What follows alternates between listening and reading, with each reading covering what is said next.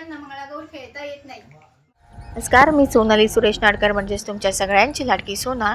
तर या सुंदर पहाटेत आजच्या दिवसाची सुरुवात झालेली आहे. तुम्ही बघू शकता आजूबाजूला पक्ष्यांचा किलबिलाट की अगदी मन तृप्त करून टाकतोय.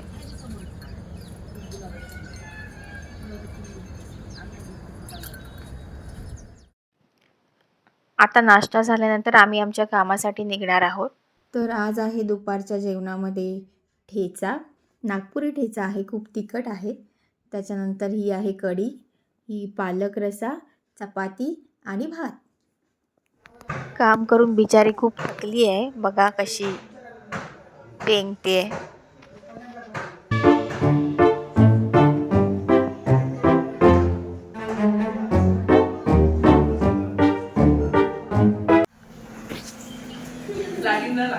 आज हमारे किचन में क्या है? आज हमारे किचन में क्या बन रहा है? चिवड़ा जो रोज बनता है वही बन रहा है। चाय। चाय. हळूहळू चिवडा खा रहे हमको छोड़ के. देखो बघितलं हे तुझ्या ब्लॉग मध्ये कधी पण खाताना आणि चाय पिताना दिसतात. तुमच्या या किचन मध्ये खूप म्हणजे रोज जे पदार्थ बनतात ते म्हणजे फक्त चहा चहा आणि चहा. आज फक्त मागच्या याच्यात 3 नंबरच्या चेनमध्ये हे काय आहे? चिवडा आणि शेवचिवडा. शेवपापडी. हा शेवपापडी. करेक्ट बोललो तू, शेवपापडी. आजही तुम्ही बघते नागपूरची शेवपापडी. बापरे बापरे, खूप तिखट आहे. खूप तिखट आहे. हो बापरे, म्हणजे मुंबईपेक्षा खूप तिखट आहे. आता चहा तिखट आहे की गोड आहे मी तुम्हाला थोड्या वेळात सांगते.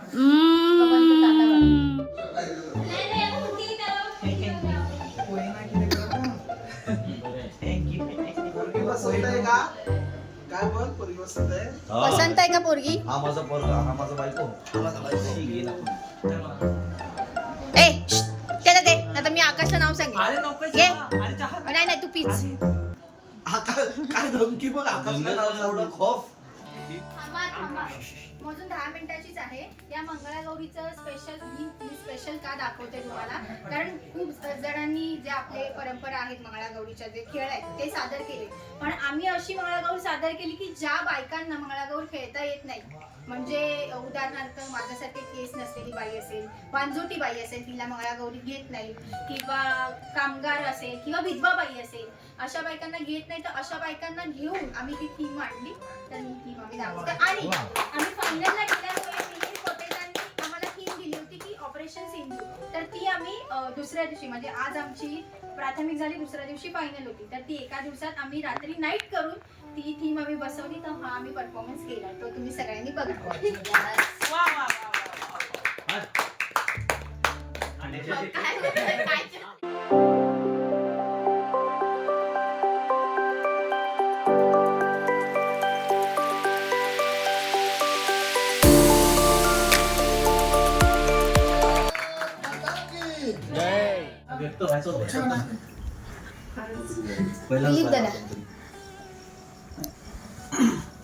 खूप छान. हे जे कन्सेप्ट तुम्ही वापरली ते मनापासून आवडली, कारण तुम्ही ज्या महिला जे मंगळागौरमध्ये ती प्रवेश करू शकत नाहीत, तुमच्या भाषेमध्ये काय म्हणतात माहीत नाही, पण जिथे येऊ शकत नाहीत अशा महिला तुम्ही शोधून तुम्ही या स्टेजवरती त्यांना एक बॅनर दिलात त्यांना, आणि इथे तुम्ही त्यांना बोलवून त्यांचा मान सन्मान दिलात.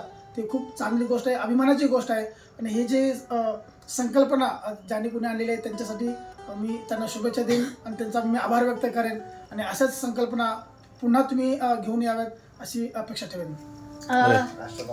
ते पण बोलते. दादा तुम्ही. ओव्हरऑल खूप चांगलं होतं. याच्यामध्ये कन्सेप्ट जी आपण जोड दिली ऑपरेशन सिंदूरची, ही खूप मला आवडली. आणि ऑपरेशन सिंदूर जेव्हा झालं त्याच्यात जो समजा आपण बदला घेतला आहे ना, त्याच्या जोडीला हे जे आपण थीम राबवली हे खूप एक नंबर जबरदस्त. आणि तुमची जी याच्यामध्ये एनर्जी आहे ती खूप छान आहे. खरं तर मला सांगायला आवडेल की ही थीम हेमांगीची होती आणि त्या जोडीला तृषालीने म्हणजे ती चिंचपोकळीला राहते, तर चिंचपोकळीचा हा ग्रुप आहे आमचा. तर त्या दोघींनी खरंच खूप मेहनत घेतली. आणि दुसरी गोष्ट म्हणजे मी एक छोटासा किस्सा सांगेन की तो जो फोटो आहे जो तिने आणला तो आम्ही गुगलवरून डाउनलोड केला होता. म्हणजे मला माहित नाही तो माणूस हयात आहे की नाही, पण आता ऐन वेळेला त्यांनी थीम सांगितली त्याच्यामुळे आम्हाला हे करावं लागलं. पण आम्ही सगळीकडे पहिले आलो आणि सगळ्यांपर्यंत हा कन्सेप्ट पोहोचलाय. म्हणजे मला सुद्धा लोकांपर्यंत पोहोचता आलं की लोकांना असं वाटलं की मी त्या थीमसाठी बाल्ड गर्लचा रोल करते, पण तसं नाहीये. त्यांना कळालं की ॲलोपेशियामुळे असं सगळं झालंय. पण खूप मजा आली आणि मला आनंद आहे की मी आज तुमच्यासमोर ही मी खास मंगळागौर मला दाखवायचं होतं म्हणून मी आज तुम्हाला दाखवली, कारण याचा कन्सेप्टच खूप वेगळा होता. आणि मुळात म्हणजे या गोष्टी लोकांपर्यंत पोहोचणं गरजेचं आहे की विधवा बाई असो किंवा कोणतीही बाई असो, तिला प्रत्येक कार्यक्रमात कुठल्या कामामध्ये तिला असं दूर नाही लोटलं पाहिजे, तिला सुद्धा या कार्यक्रमात सहभागी करून घेतलं पाहिजे. हाच उद्देश होता आणि तो लोकांपर्यंत पोहोचला असं मला वाटतं.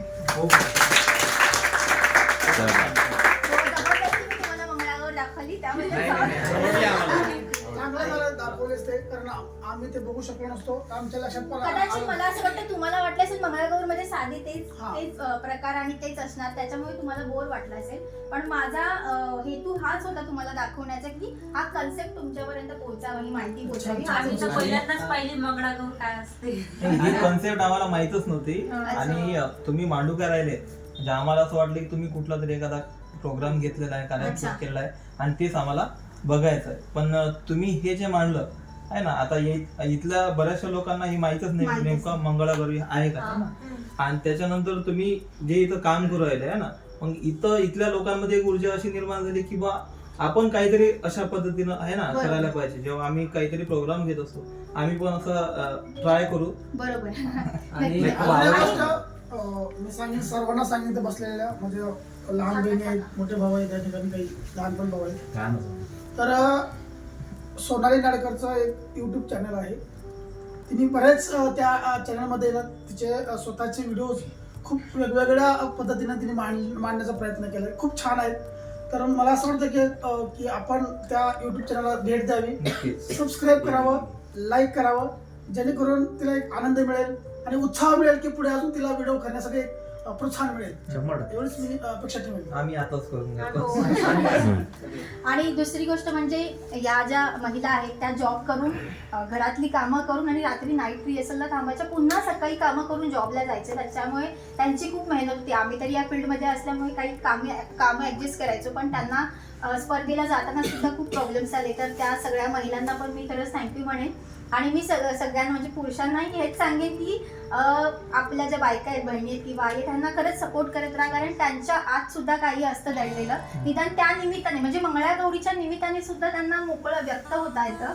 त्यामुळे मी एवढंच म्हणेन की सपोर्ट तिथं आणखी असं म्हणतो की म्हणजे पुरुषाला कुठं चान्स भेटत नाही, म्हणजे दारं ओपन होत नाही आणि महिलामुळे प्रत्येक ठिकाणी पुरुषाला दार ओपन होतं. हे पण एक प्लस पॉईंट आहे. मी हे अनुभवलेलं आहे. आणि एक 10 मिनिटांमध्ये ना किती वाढले ते मला वाटतं 20-25 जण आपण या ठिकाणी आहोत. 10 मिनिटांमध्ये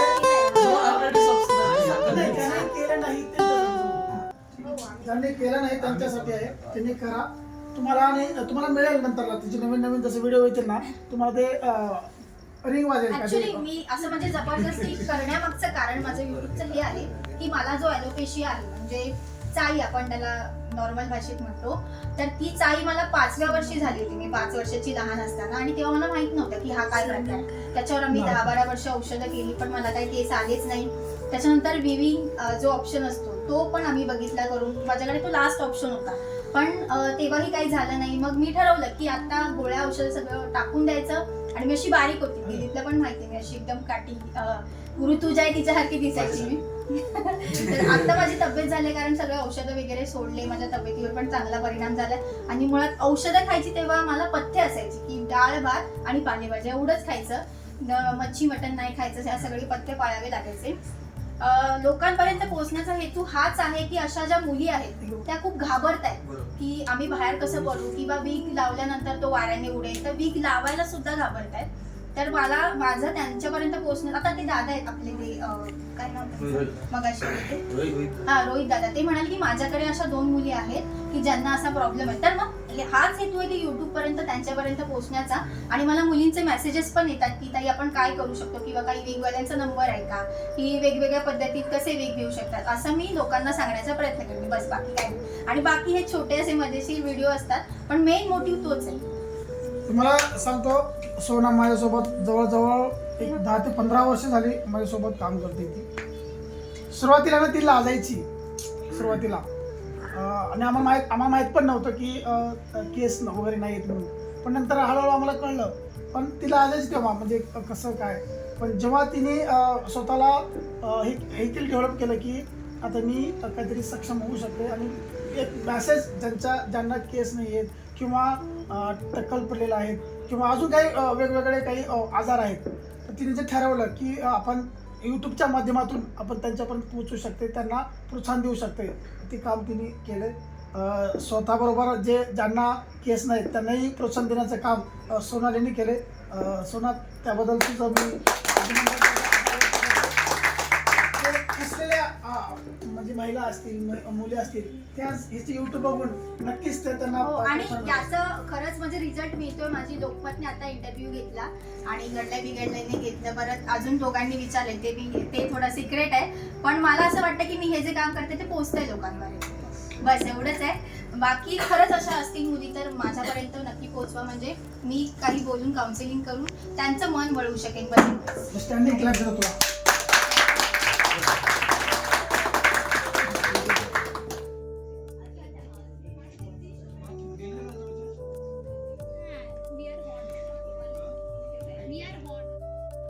तर आजसुद्धा आमच्या जेवणात मटण आणि भात होता. नेहमीप्रमाणे खूप स्पायसी होतं. नागपुरी जेवण आहे, पण खूप सुंदर होतं. टेस्ट खूप छान होती आणि आम्ही मनापासून खूप खाल्लं. आणि पंक्तीत बसून जेवायला मला खूप आवडतं. आणि आपली माणसं असतील तर काय, गप्पा गोष्टी आणि जेवण अजून 4 घास जास्त पोटात जातात. तर कोणाकोणाला पंक्तीत बसून जेवायला आवडतं हे मला कमेंटमध्ये नक्की सांगा.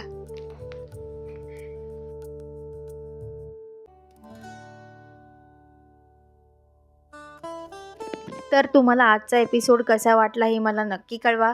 आणि तुमचे काही प्रश्न असतील तर ते मला नक्की विचारा. त्या प्रश्नांची उत्तरे मी तुम्हाला नक्की देईन. चला तर मग आता मी इथेच थांबते. पुन्हा भेटू पुढच्या भागात. तोपर्यंत धन्यवाद.